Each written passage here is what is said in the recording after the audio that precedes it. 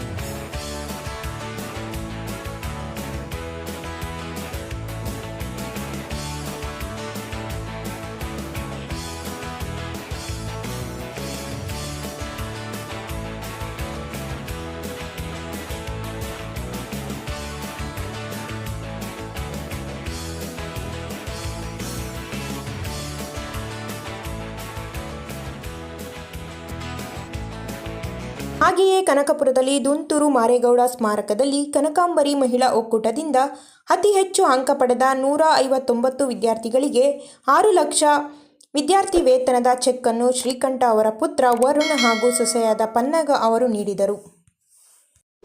ಮುಂಚೆ ಎಲ್ಲ ಏನಾಗೋದು ಅಂದರೆ ಒಂದು ದೊಡ್ಡ ಫಂಕ್ಷನ್ ಮಾಡಿ ಒಂದು 6,000-8,000 ಜನನ ಕರೆದು ಅದೆಲ್ಲ ಮಾಡ್ತಾಯಿದ್ವಿ.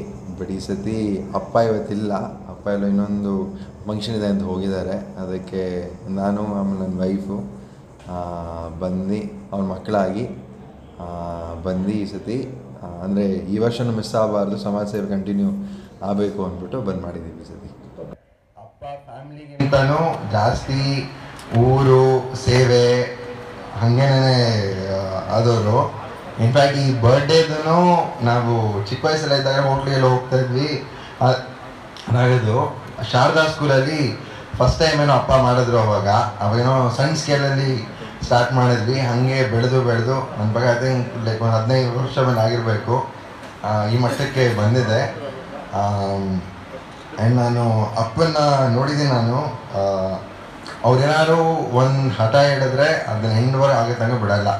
ಆ್ಯಂಡ್ ಅವ್ರಿಗೆ ಇವಾಗಿನ ಕಾಲದ ಎಲ್ಲರಿಗೂ ಲೈಕ್ ನಾನು ರಾಜಕಾರಣಿ ಅಂತ ಹೇಳೋಕ್ಕೆ ಹೆಮ್ಮೆ ಆಗುತ್ತೆ. ಅಂದರೆ ಅಪ್ಪಂಗೆ ಲೈಕ್ ಒಬ್ಬ ಸಮಾಜ ಸೇವಕ ಅಂತ ಹೇಳೋಕ್ಕೆ ಹೆಮ್ಮೆ ಆಗುತ್ತೆ. ಲೈಕ್ ಒಬ್ಬರು